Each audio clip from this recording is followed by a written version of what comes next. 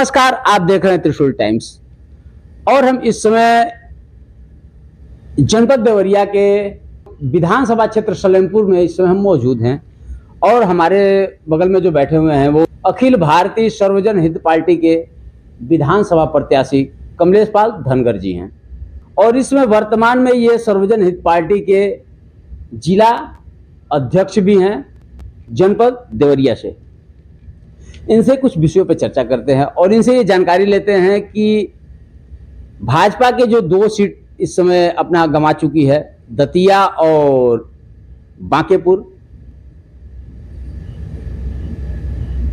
क्या भाजपा ने अपने गलत नीतियों के कारण भाजपा ने अपना ये 2 सीट गंवाया है या जनता की नाराजगी है भाजपा के प्रति?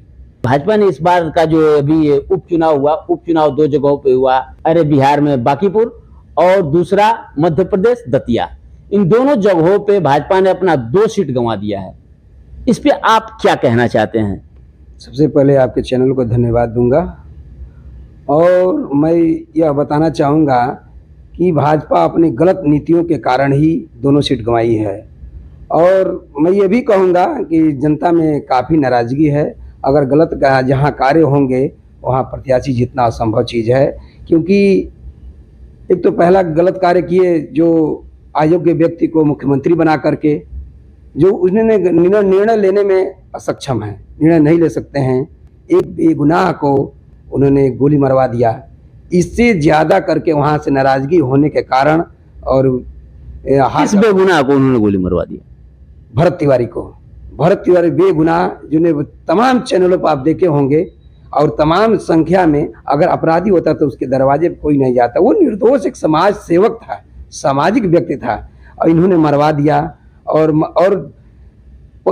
डिमोशन करने के बजाय, उसको सजा देने के बजाय उसको प्रमोशन कर दिया गया उस अधिकारी को जो उसमें शामिल थे।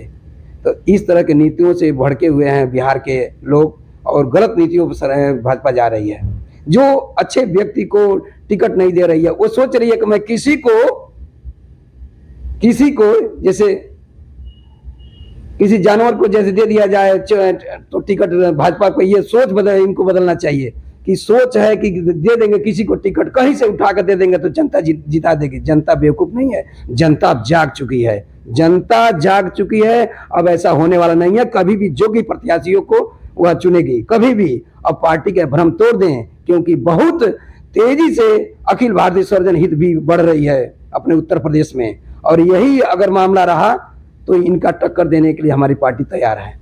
भाजपा का टक्कर देने के लिए आपकी पार्टी? बिल्कुल भाजपा की टक्कर देगी, एकदम, आज नहीं तो कल। और इस 27 में यह टक्कर देने वाली है, पूरा एकदम आमने सामने टक्कर देगी अखिल भारतीय सर्वजन हित पार्टी। अच्छा, एक बात बताइए, क्या आपके अखिल भारतीय सर्वजन हित पार्टी जो है, इसने क्या विधानसभा के साथ साथ लोकसभा की भी तैयारी की हुई है? बिल्कुल बिल्कुल बिल्कुल, जितने सीटें हैं सारे सीटों पर लोकसभा भी हम लोग लड़ेंगे। इस समय 403 हम सब पर लड़ने जा रहे हैं। 2 घोषित हो गए हैं, अभी 5 घोषित होना बाकी है। कौन कौन घोषित हुआ आपका? सलेमपुर विधानसभा, देवरिया सदर 337 और 341 घोषित हो चुके हैं। हमारे माननीय राष्ट्रीय अध्यक्ष श्याम नारायण चौबे जी द्वारा घोषित हो चुके हैं और 5 और घोषित होना है। कौन सी नीति भाजपा की गलत लगी है? पहला तो भाजपा सबसे प्रचार करवाती है, चाहे हर चीज को लोगों को प्रचार करवा रही है, जो प्रचार करवा करके जात से जातियों में लड़ा रही है, जबकि वही हमारा अखिल भारतीय सर्वजन हित पार्टी सभी जातियों को लेकर चल रही है। कहीं किसी का भेद नहीं है, यहाँ तो जातिगत आधार पर टिकटें बांटी जा रही है। अब किसी योग्य व्यक्ति अगर हो रहा है, समाज में निकलना चाहता है तो कभी नहीं निकल पाएगा। अगर कोई चौहान बिरादरी का अगर ज्यादा है तो चौहान का ही प्रत्याशी घोषित होगा। कुशवाहा का ज्यादा अगर संख्या है तो उस आधार पर दे दिया जाएगा। तो क्या ये नीति सही है? ये कहीं ना कहीं जातियों में लड़ाए जाने का काम कर रहा है। भाजपा जो बहुत अपनी नीतियों से भटक जा रहा है। जब आदमी घमंड हो जाता है ना तो आयोग उतारना चालू करता। कितने प्रत्याशी ढूंढेंगे, सारे आयोग मिलेंगे।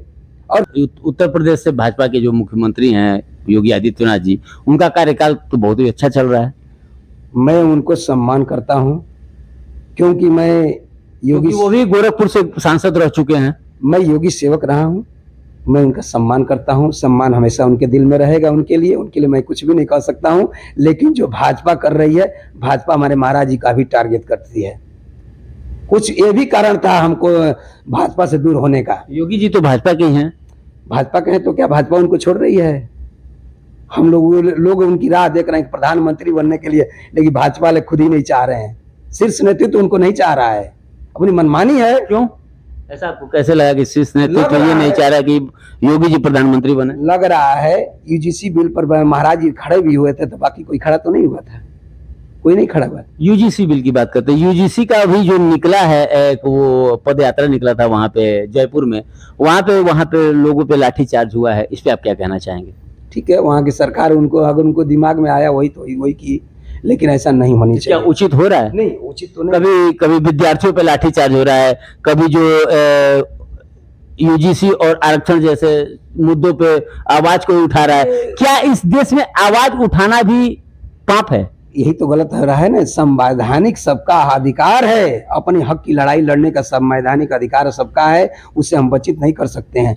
तरीका थोड़ा सरकार का अलग रखना चाहिए, न कि उस पर डायरेक्ट वार करना चाहिए। वार नहीं करना चाहिए, क्योंकि छात्रों देश के भविष्य। अगर ये बताइए, अगर आपकी सरकार आती है जी उत्तर प्रदेश में, तो आप किस तरह की नीतियों से इस देश को, इस राज्य को चलाना चाहेंगे? सर्वप्रथम देखिए, सर्वप्रथम तो हम गौ माता को राज्य माता घोषित करेंगे। सर्वप्रथम पहला कार्य होगा, गौ माता को राज्य माता घोषित करेंगे। गौ माता हमारी कटेंगे नहीं। आखिर क्यों? क्योंकि इस समय जो सरकार है वो तो अभी तक, जबकि इस कार्य को उनको कर देना चाहिए, लेकिन उन्होंने नहीं किया। तो आपको कैसा लगता है कि आपकी जब सरकार आएगी तो आप गौ को राज्य माता घोषित कर देंगे? न जाने हमारे महाराज जी किस दबाव में हैं, परम पूज्य योगी जी महाराज किस दबाव में हैं कि अगर महाराज ही नहीं इसे राज्य में करेंगे, गौ माता को राज्य माता घोषित, तो कौन मुख्यमंत्री करेगा? इनके सिवा कौन करेगा? इसलिए हम लोग भी चुनाव लड़ रहे हैं और विधानसभा में जाएंगे, और पहला मैं यही आवाज उठाऊंगा, गौ माता को राज्य माता घोषित करें। हमारी गौ माताएं नहीं कटेंगी। और इसका संकल्प विधानसभा सलेमपुर से हमारे राष्ट्रीय अध्यक्ष श्यामनारायण चौबे जी ने संकल्प करके गए हैं कि हमारी गौ माता, जब भी हमारी सरकार आएगी तो गौ माता को राज्य माता का दर्जा देंगे, राज्य माता घोषित करेंगे हम लोग।